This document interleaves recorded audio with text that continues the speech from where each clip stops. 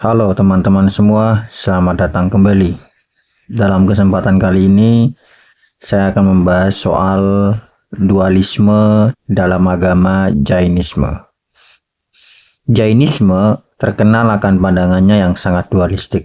Jadi Jainisme ini adalah sebuah agama yang muncul di India pada abad 500 atau 600 tahun sebelum Masehi. Satu zaman dengan jadi pendirinya yaitu Mahavira, satu zaman dengan sang Buddha Gautama.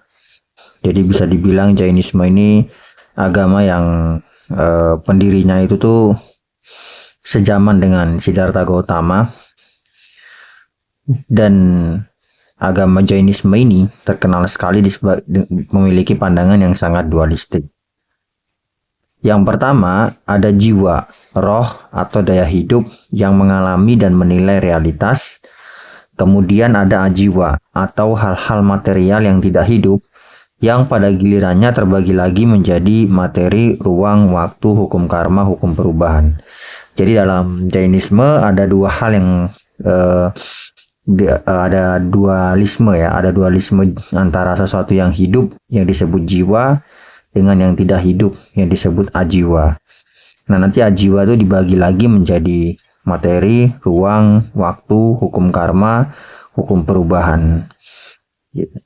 Kedua substansi ini, yaitu jiwa dan ajiwa, disebutkan sebagai kekal, tak memiliki permulaan, tak memiliki akhir, dan karenanya tidak membutuhkan adanya pencipta, pemelihara, dan penghancur. Karena itu keberadaan Tuhan yang ikut campur dengan urusan alam semesta dalam Jainisme tertolak. Jadi contoh misalnya kayak jiwa ya atau roh. Roh itu dalam pandangan Jainisme sesuatu yang kekal. Dia tidak memiliki permulaan, tidak memiliki akhir. Begitu pula dengan contohnya materi. Materi itu dalam Jainisme adalah sesuatu yang kekal ya, yang tidak memiliki permulaan, tidak memiliki akhir kayak gitu. Dan karena jiwa dan ajiwa ini kekal dan tidak memiliki permulaan ataupun tidak memiliki akhir, maka tidak diperlukan yang namanya keberadaan Tuhan yang ikut campur dalam urusan alam semesta.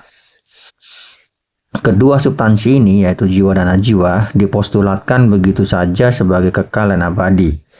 Sebagai contoh, materi dalam Jainisme kekal karena mustahil materi muncul kecuali dari materi juga. Alias materi tidak mungkin muncul dari ketiadaan apapun. Materi hanya bisa muncul dari materi. Tapi hal ini hanya akan menciptakan circular reasoning, dan karenanya sejak awal dipostulatkan bahwa materi itu kekal dan abadi. Jiwa itu abadi karena menolak adanya jiwa sama saja menolak adanya hal yang mengalami apapun. Jika tidak ada jiwa, siapa yang membuat kesimpulan dan penilaian bahwa jiwa tidak ada? Jadi contoh kayak gini ya, misalnya kalau ada orang yang mengatakan bahwa jiwa itu tidak abadi. Pertanyaannya, kalau memang jiwa itu tidak abadi, lantas siapa yang kemudian membuat kesimpulan bahwasanya jiwa itu tidak abadi? Kan harus ada entitas yang membuat kesimpulan seperti itu bahwa jiwa itu tidak abadi. Karena itu pernyataan bahwa jiwa itu tidak abadi adalah pernyataan yang self-refuting dalam agama Jainisme. Dan karena itu jiwa dipostulatkan sebagai sesuatu yang abadi. Begitu pula materi. Materi itu tidak mungkin muncul dari ketiadaan, dia hanya mungkin muncul dari materi juga. Karena itu sejak awal materi dipostulatkan sebagai sesuatu yang kekal dan abadi. Kedua substansi ini, yaitu jiwa dan ajiwa, hakikatnya independen satu sama lain, tidak saling bergantung, namun pada periode waktu yang tidak dapat diketahui awalnya, jiwa mulai tertarik dengan hal-hal yang bersifat ajiwa. Ketertarikan ini membuat jiwa yang sebelumnya independen dari ajiwa menjadi terikat dengan ajiwa. Jiwa menjadi sesuatu yang terikat pada unsur material, memiliki wujud yang pada gilirannya terikat pada ruang waktu, tunduk pada arus perubahan, dan harus merasakan ketidakkekalan, mengalami kepenuhan dan kematian.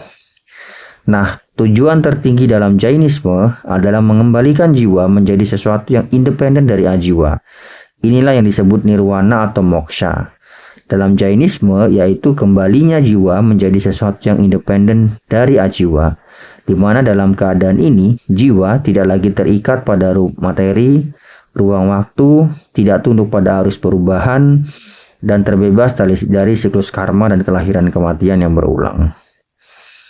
Bagaimana caranya? Dengan mematuhi serangkaian sila dan menjalani praktek pertapaan berat dan meditasi seperti yang dilakukan oleh Tritankara ke-24 Mahawira. Tritankara ke-24 Mahawira ini adalah pendiri dari Jainisme saat ini ya.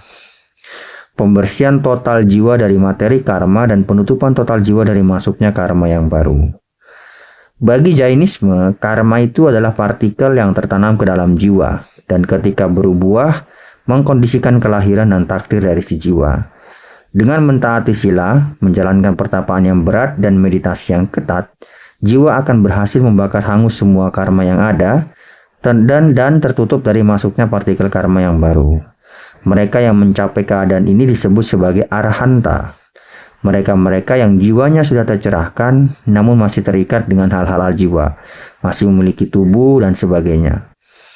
Saat mereka, yaitu para arahanta, meninggal, jiwa mereka menjadi sesuatu yang terbebaskan secara sempurna dari semua hal yang bersifat ajiwa. Terbebas dari ruang waktu, terbebas dari materi, terbebas dari karma baik atau buruk, terbebas dari arus perubahan. Jiwa yang sudah ada dalam tahap ini disebut sebagai siddha. Ini adalah jiwa-jiwa yang sudah mencapai level ancitya yang tak dapat lagi diukur dengan pikiran kita yang terbatas. Ada banyak siddha, ya, tidak diketahui berapa totalnya. Mereka disebut mendiami dalam tanda kutip karena hakikatnya para siddha tidak terikat dengan ruang waktu. Siddha sila. Jika dilihat dari definisi, para siddha ini adalah Tuhan itu sendiri. Tidak terikat oleh ruang waktu, tidak terikat oleh materi, tidak terpengaruh oleh perubahan, tidak mengalami kelahiran dan kematian, adalah definisi dari Tuhan. Jadi para siddha ini adalah Tuhan itu sendiri. Karena itulah para siddha disembah oleh para Jainis, pengikut Jainisme, sebagai Tuhan. Akan tetapi bedanya para siddha dengan Tuhan teistik adalah para siddha tidak mengintervensi jalannya ajiwa lagi. Mereka tidak mengintervensi jalannya alam semesta. Mereka dalam keadaan kontemplatif yang penuh kebahagiaan tanpa ada keinginan lagi untuk terlibat dalam urusan-urusan ajiwa yang hanya akan membuat mereka terjebak lagi dalam hal-hal ajiwa. Mereka tidak mencipta, memelihara, atau menghancurkan. Mereka tidak menghukum atau memberi pahala. Mereka disembah sebagai bentuk penghormatan karena pencapaian yang telah mereka lakukan dan sebagai inspirasi dalam hidup para Jainis.